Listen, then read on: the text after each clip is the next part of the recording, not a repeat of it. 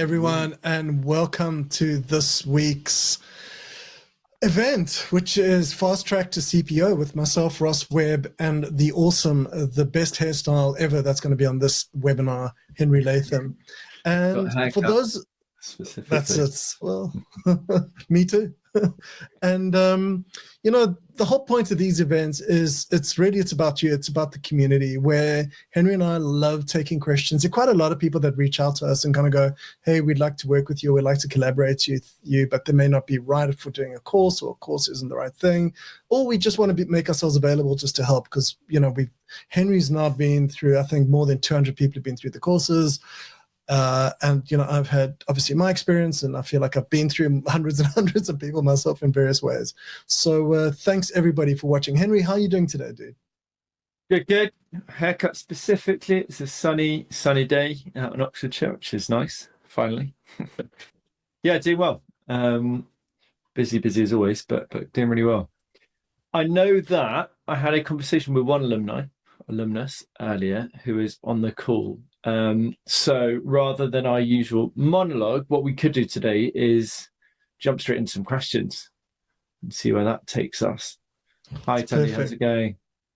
Viral, do you want to post your question, and we can give you a chance to answer that. Well, what's the day? How's things with you? How's your leg after being taken out of action last week? My leg, yeah, jeez.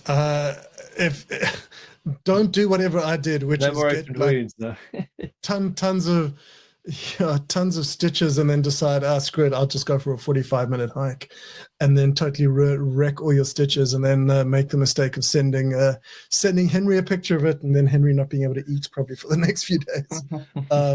Yeah, dude, I'm doing great. Thanks for asking. As long as I'm not moving anywhere, I'm okay. My sister's been hassling me for the last week. I told you not to move.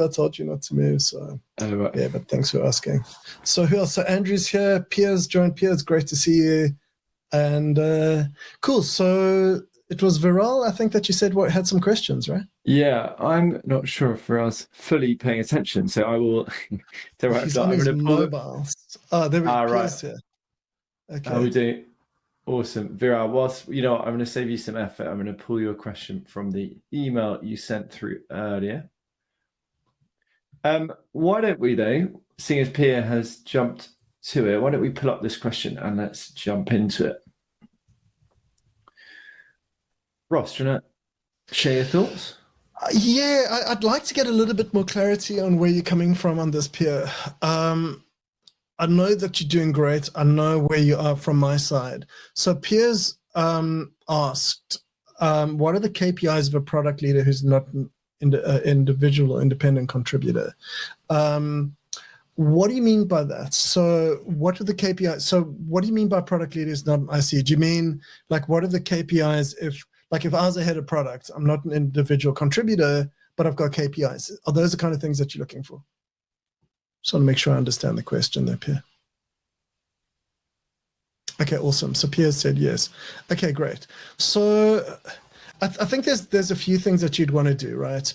So if you're managing a number of PMs, there's a few things that I really would do. And I know I seem to go on ad nauseum about my product scorecard idea, but it's really the best way that you as a manager, whether you're a new manager or you've been around a while, that you can use it to communicate up. So essentially what it really means is do an audit of where you are, everything. Like if it's an internal tool, do an audit and work out all the things that product is doing, whether it's talking to stakeholders, roadmaps, feedback, all that kind of stuff, right? As far as the team goes. And then do a similar type of audit for your team that you're probably doing with your HR software, and kind of saying, hey, here's the quarterly goals. I don't know, someone's got to get better at presenting. And I think the important thing here, and it goes to your question, Pierre, about the KPIs, add a number to it. If you don't add a number to it, and then also add a target and communicate that target to your management, that your goal is going to be going from 350 score to a 370 in the next quarter. And then what I would do on that is, I call it your one big thing. I would have a weekly meeting where you and each of your people that you manage talk about how they're going to get there. And it's been really interesting for me, because sometimes you'll find people, if you hold their feet to the fire, they might actually say, hey, listen, this isn't for me. I remember coaching once a business analyst that reported directly into me. And then after a while, she was like, okay, I don't want to be a product owner anymore. I want to go back to being a business analyst. So I was like, hey, that's great. Maybe some of that had something to do with me, but she really didn't want to be a product manager. She just didn't like those things. So I would go and audit everything that you need to do to get your product done, like the scorecard. If you're unclear, feel free to reach out. I'll give you, this is not for you, Pierre, because you've already got access to it. But other people, get the template, but then implement the hell out of it, and make sure, and this is the fundamental thing, make sure you're communicating that up, managing up to your senior leadership team, whoever they are, telling them what you're doing, and then make sure you're communicating that down to your direct reports, and let them know that you have got buy-in from your senior managers. Pierre, does that help? Does that make sense? I know you've got some videos around this as well. Nice. I've got just to sort of back that up, I think there's a misheld belief that you can always take so, sort of back up Ross's point, there are frameworks around, like Ravi Mehta's come up with the core competencies framework. One that I'll screen share shortly, like Megan Murphy at Hotjar, also has a competencies framework to basically identify like what are the sort of key things you need to focus on as a product leader, and then how do you benchmark those depending on the specific role you're in. So first step is like, okay, identify what are the things you need to be focusing on, right? Whether that be like product discovery or communication or representing voice of the customer. And you can look at existing frameworks, as I said, but I think the second important point there is to align whatever those are with what are valued in your organization.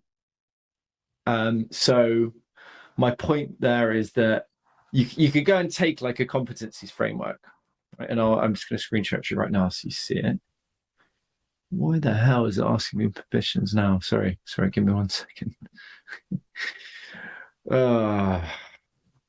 Computers. Sorry. So it's trying to get me to quit and reopen. Can you see my screen? No? Okay. Sorry about that. I'm going to post these slides shortly. Sorry, I have to leave the call and reset, which is annoying because I used this last week, but hey. So Megan Murphy, you could Google this, Megan Murphy Hotjar, Megan Murphy, M-U-R-P-H-Y. So she took a competencies framework that was first developed by Ravi Mehta, which was basically identifying 12 different areas we should focus on in product, like irrespective of role. Broadly, they come into 4 categories: so execution, product strategy, customer insight, and leadership and influence. Now, so first step is to identify, okay, well, where are you at in relation to those? Second step is then to, as Megan Murphy's done at Hotjar, say, well, what's actually relevant in our organization? Or for me specifically, for example, so you're customizing those 12, maybe reduce, taking some away, maybe adding a few new ones, for example. And I think step 3 that Ross mentioned that's super important, perhaps the most important thing, is actually like communicating these things. So constantly, saying, look, hey, this is what I want to achieve, and here's where I'm at in relation to those things, to people above you, to your team as well. So look, this is what I'm focusing on. This is what we should be focusing on. Here's where we're at. Here's where we want to be. And over time, let's measure our progress towards those things. So I think firstly, as with a product process, right, being iterative and essentially like testing something out, reviewing the learnings, and then actually pausing to learn from them, you will get better at those competencies. You'll start taking action to get better because of the visibility and just simply actually working out what those are. And secondly, you're signposting quite strongly that you're serious about leadership. I know we talked about this, Ross, I think, on one of the previous sessions. It wasn't last week because you left me alone whilst you ran off to hospital. Yeah, last week I was in such pain. They're all good. Oh, I'm joking. We talked about this 2 weeks ago, though, around just basic, what a lot of these things like asking for feedback or just having these kind of conversations where actually you go and lay down what you want and you go and lay down what your goals are going to be to your boss, to your stakeholders. It sends out a really strong signal, and you start to get a bit more buy-in and trust from people because they're seeing you step up as a leader. Right? And I think that's the biggest thing that I know. I've done 400 application calls for Prod MBA, and the biggest trend, and these are all people at sort of product management stage. So obviously, Peter, we've spoken before. Your kind of stage PM trying to push into leadership roles. And the biggest mistake I see is actually it's not about competencies; it's about them just not putting their hand up. Not taking the initiative on a daily basis. So I think that's actually the best advice. So step one, identify what competencies might be relevant. You can start with Ravi Mehta or Google Megan Murphy Hotjar. Second, customize these to your specific context. And third, actually go and communicate those, where you're at with these, with your with management, with your stakeholders, and then start taking steps to improve upon it. And final stage, communicate how you're doing, so that people understand that you are in fact improving. So hopefully that's helpful. Cool. Ross, any thoughts on that? Or I totally agree. I think that's great. Really love that question, Pierre. Great question. Good. Let's look at Viral's. Oh god, sorry, I'm trying to delete it. Problem with new tools there. Sorry, I can't feature this question because I've had to post it myself. I know Viral's on mobile, so I'll read it out. So Viral, we're having an ongoing debate about the role of business analyst at King's. They tend not to be technical or subject area experts. We have a 20-odd group of BAs under portfolio, and the portfolio directors pushing for their lead involvement in projects, i.e. that they start leading projects. So recently, a bunch of them collated 200 user stories for a fundraising project. They did what they needed to, but we didn't really answer what we're setting out to achieve. So why replicate that? I know there's pressure, I think, from stakeholders to sort of get the BAs to sort of start leading more and more projects. So you're going, okay, well, why the hell would we replicate this process when it didn't deliver outcomes? Ross, I've got some thoughts, but if you're happy to kick us off, any thoughts on what Viral could do in this context, or firstly, what should he do potentially based on that data, and any other thoughts as well? Why don't you go first this time, dude, and then I'll sure. pop in. Yeah, it's quite a chunky one. So this is what I said to Viral. You remember me? I said this is definitely not an email answer. So I think the first point is, okay, so you've got 20 people who are not delivering concrete outcomes for the business.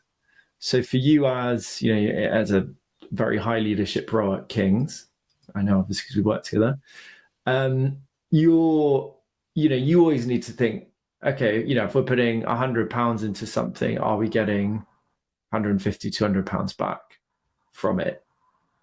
So from a business perspective, if you're paying 20 BAs who are not delivering concrete value, if they're not, i.e. value to users or customers in this case, and secondly, value for the business in terms of revenue and ideally profit, then it doesn't make much sense having them involved. That's not to say that BAs are not helpful. I think there is a very important role to be played in having somebody that is responsible for gathering of data and analysis of data. But you're trying to square a hole with a square peg? Is that the phrase? Basically, you're taking people that are not product managers and trying to put them into product management roles, which I'm sure you're aware of, and why the questions come up. So I'm sure you've got some really great BAs there, but it sounds actually like they need somebody to be managing, whether you're going to treat it as just a project where you need to bring basically a project manager in where it's all quite well defined already. It's a bit of a feature factory, but sometimes that makes sense, right? If it's quite well defined, we've got like a really long time to delivery, then, you know, like a car, for example, particularly complex, that's fine, but get a project manager in. If it is, sorry, going off screen, you know, the new products that you're working on, or things that, you know, you're trying to basically launch new initiatives rapidly and through a proper process of validation and iteration, then it sounds like you need to probably get some product managers in and see which BAs are suited to work with them. Some you could even try and retrain. Product MBA is a good option for them, or whatever it is, or get a consultant in to help train them up, for example. But yeah, I mean, your 20 people who are not trained in something are not going to do it properly, and are not, and let alone collaborate effectively, right? It sounds like it's a little bit chaotic, and they're all just throwing lots of user stories at you. So yeah, if something's not working there, it needs to be quite clearly delineated or broken down into initiative with a corresponding product manager. Great if the BA then supports that product manager, so that there is a team that's focused on quite a clear outcome. Second question, I mean, is that, sorry, firstly, Vera, does that sort of answer your question? And secondly, I imagine there's something around how do you sort of convince stakeholders of this? So do you have a sort of follow-up question there as well around sort of, to give me a bit more context on why you wrote, why replicate process? I can't remember, I think I cut off your email. That was it. Here we are. Yeah, sorry, just if that was clear, or any sort of extra feedback there. Can I just jump in and comment on something, Henry? Yeah, sure. I think there's a fundamental thing here that kind of annoys me. It's like, why isn't someone telling this portfolio director to take a hike? Like, it sounds like, I'm saying that very politely, but it sounds like you've got a pushy person, which portfolio directors can be. They're pushing for their lead involvement in projects. Like, why? Who cares? Like, we're looking to replace it. Okay, I get that. But from my perspective, why is the portfolio director wanting their lead involvement? Not like, because I'm going to make a few generalizations. If you come from, a lot of people come from projects and end up in portfolio, end up looking at people as resources, right? Because you've got to tick them off. And I mean, I've spoken to a lot of agile people who like the R word, like it's a swear word, resources. They're not resources, they're people. It doesn't matter what you call them. It matters what your mindset is. And if your mindset is that we got to keep them busy because otherwise they're on the beach, that's not your problem. It's absolutely not product's problem. And it's not, I don't even think it's the portfolio director's problem, unless leadership have told them, we've got 20 people sitting around, we've got to give them some stuff to do. I would be pushing back and going, that's not on me, like sort it out. And if the organization is so shitty that they're going to make these people, who I'm sure they're really awesome human beings, do something just to keep them busy. And Viral, I apologize if I got the short end of the stick here, but I'd be pushing back and going, why? Also, why do we have portfolio managers and product managers?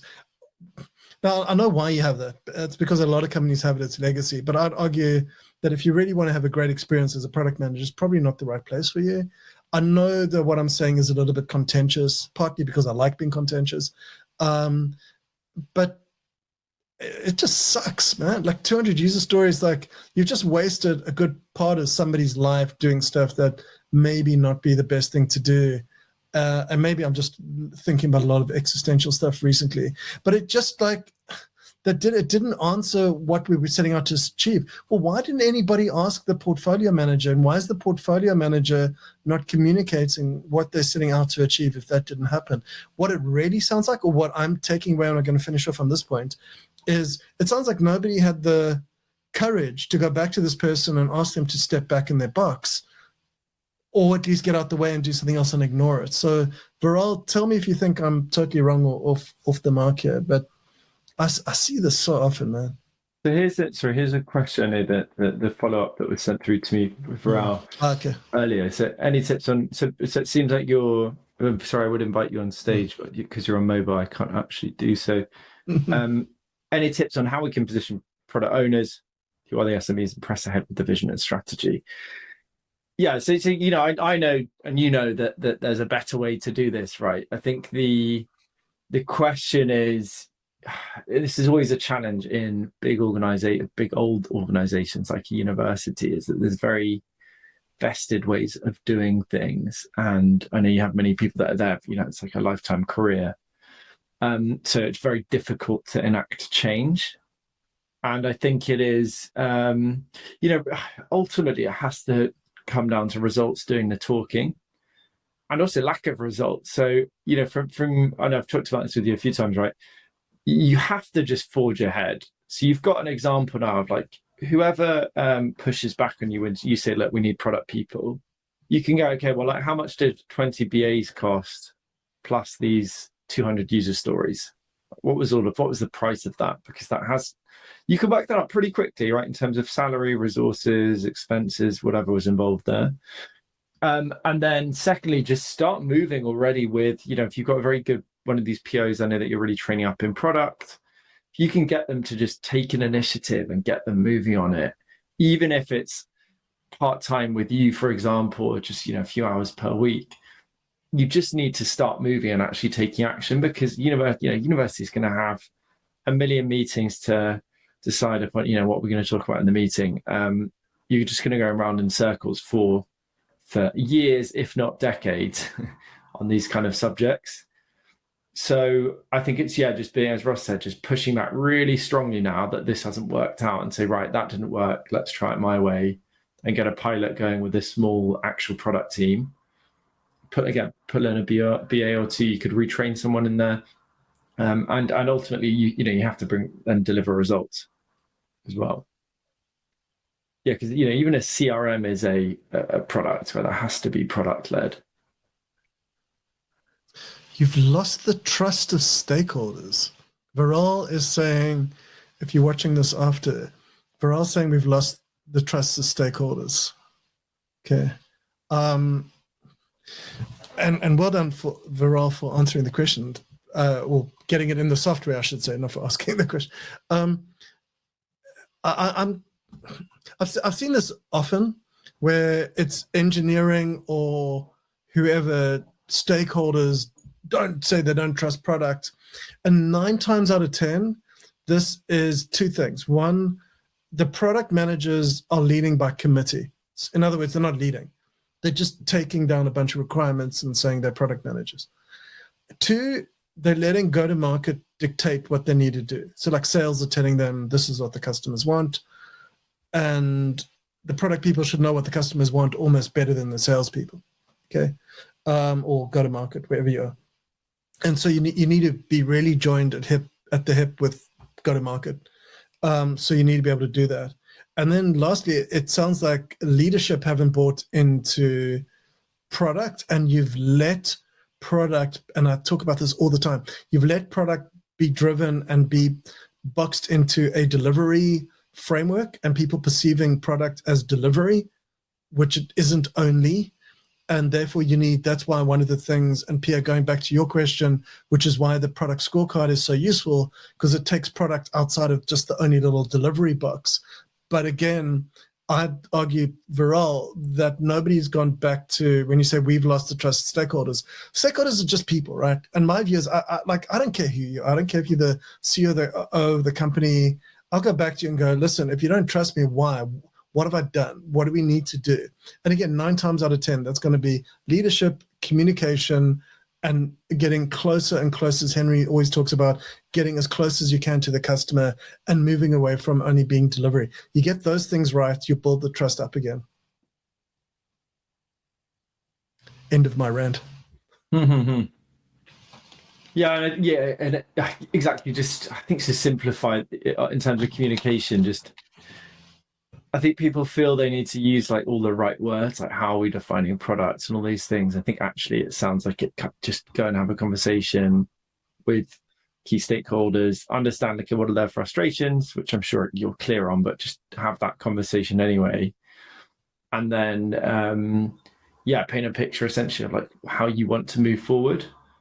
You can avoid sort of, if product has become a bit of a mixed word or even like a sort of dirty word at your company, then just avoid using it. As long as you're doing, focusing on the right things, communication, strategy, getting close to the customer, etc., then that's all that matters, really. Good. Have we got any other questions as well? Who have we got? Tandy, Andrew, Pierre, any other questions?